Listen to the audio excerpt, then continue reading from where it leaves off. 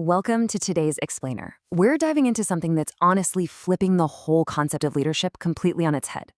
You know the old days of sitting in a quiet corner office, managing stable, predictable, repetitive procedures? Yeah, those days are officially over. If that's still how you view your role, you're probably already falling behind. Today, we're unpacking a really fascinating deep dive into strategic leadership in crisis. And we're going to explore exactly what it takes to not just survive, but actually thrive when the ground underneath you literally won't stop shaking. Okay, let's dive into this. Leadership is no longer managing stability, but navigating uncertainty. This right here is the absolute core thesis of the research we're exploring today. The ultimate test for modern executives isn't about maintaining the status quo anymore. It's not about making sure the trains run on time or hitting some safe 2% incremental growth target. The real test? It's successfully steering your corporate ship through absolute, uncharted uncertainty. So why the sudden shift? Well, because we've entered an entirely new normal. Modern CEOs and executives are suddenly dealing with these massive, overlapping global threats all at the exact same time. We're talking global pandemics, intense supply chain wars, the fierce and rapid-fire disruption of AI, and on top of all that, a severe worldwide plummet in social trust. A crisis is no longer this rare exception, some once-in-a-decade storm that temporarily throws you off track. Crisis is the track. It's the very environment we operate in every single day. To figure out how to navigate all this, here is our roadmap for today's Explainer. We'll start by defining the new normal of crisis, then explore making sense of chaos, and move into the adaptive leadership shift. From there, we'll tackle surviving high uncertainty, designing anti-fragile organizations, and wrap it all up with the Microsoft turnaround case to see it in action. All right, let's jump straight into Section 1, the new normal, crisis. We need to establish the baseline of our modern corporate reality. What's really interesting about this is the fatal mistake so many leaders make. There's a stark contrast between a standard operational problem and a full-blown crisis. If you treat a crisis, which is this system-wide existential threat with absolutely zero playbook, like it's just a localized operational bug, say a broken server, your entire system will collapse. Operational problems have a limited scope. They come with clear data and standard operating procedures. A true crisis, though, it buries you in highly ambiguous data. If you try to force everyday procedures onto a completely unprecedented situation, there's no way around it. You will fail. And the reason for that is we are operating in a VUCA environment. We're facing immense volatility, like wildly shifting energy prices, coupled tightly with the uncertainty of pending unpredictable AI regulations. Add in the sheer complexity of these interwoven global supply chains, where a hiccup on one continent completely halts production on another, and wrap the whole shebang in the ambiguity of shifting consumer behaviors from younger generations. In this kind of environment, relying on traditional linear thinking and your historical cognitive biases guarantees you're going to miss the weak signals. Those are the faint early warning signs of an impending disaster. Which brings us to Section 2, making sense of chaos. So how do we actually avoid being blindsided in a VUCA world? We have to learn the first mental model required for survival, which comes from scholar Carl Weick. It's called sense-making. When a crisis hits, the data is just an absolute mess. Contradictory reports are flying in from everywhere, and your entire organization is completely disoriented. At this critical moment, your job as a leader isn't to just rush in and blindly fix a mechanical problem.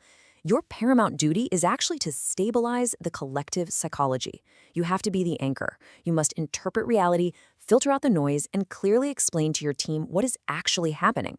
Without that shared meaning, panic just takes over. Let's move to Section 3, the adaptive leadership shift. To guide people through that harsh reality, we need a very specific tool. This is Ronald Heifetz's framework from Harvard, and it's arguably the ultimate tool for corporate transformation. Now, I want you to ask yourself this directly. Are you making the fatal mistake of treating an adaptive cultural crisis like a simple technical issue? Because a technical problem has a clear solution that an expert can just come in and fix using a standard process. But an adaptive challenge, there is no existing solution. It requires systemic, often painful change and deep collective learning from everyone involved. You can't just hire an outside consultant to magically fix an adaptive challenge. The organization itself has to evolve. Heifetz outlines several crucial steps to navigate this, from identifying the challenge to giving the work back to the people.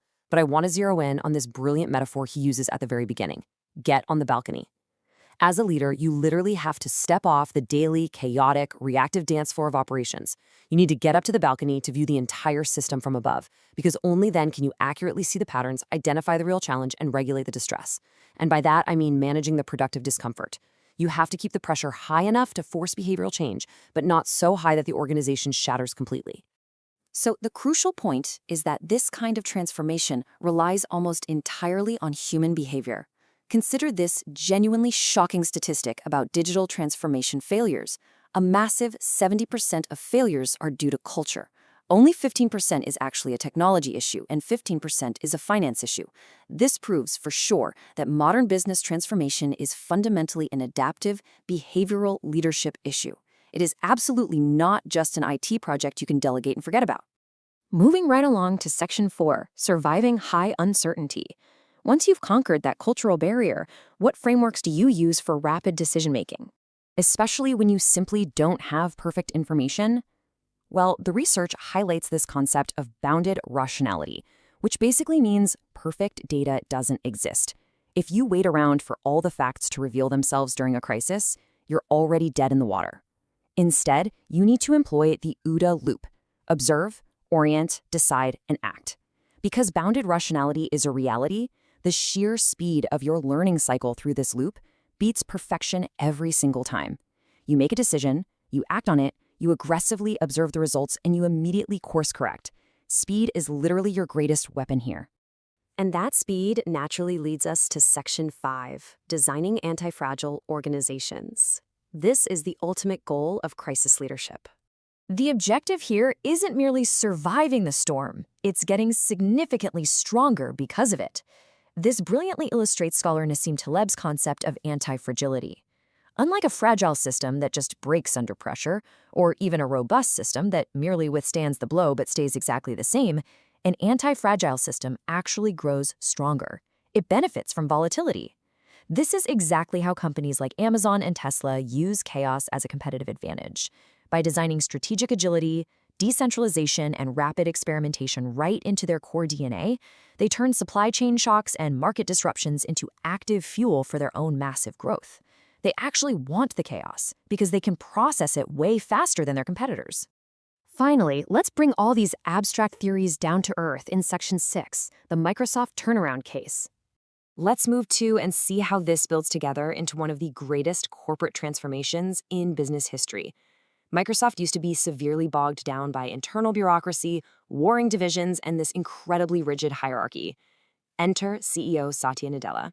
He actively utilized Weick's sense-making and Hayfet's adaptive leadership to completely rewrite the company's DNA. He shifted their rigid, know-it-all culture into a deeply curious, learn-it-all culture. He decentralized intelligence, essentially giving the work back to the people on the front lines. He executed a highly agile cloud-first and AI-first strategy. And honestly, perhaps most importantly, he championed profound empathy in his communication to stabilize the entire global team during this massive structural shift. And that brings us to our final thought for today's explainer. The next crisis? It's not an accident. It is the inevitable final test of your strategic leadership. So, when it hits, will your organization collapse under its own rigidity, or will it rise stronger and more anti-fragile than ever before? The blueprint is right here, but the choice is entirely yours. Keep learning, keep adapting, and I'll see you in the next explainer.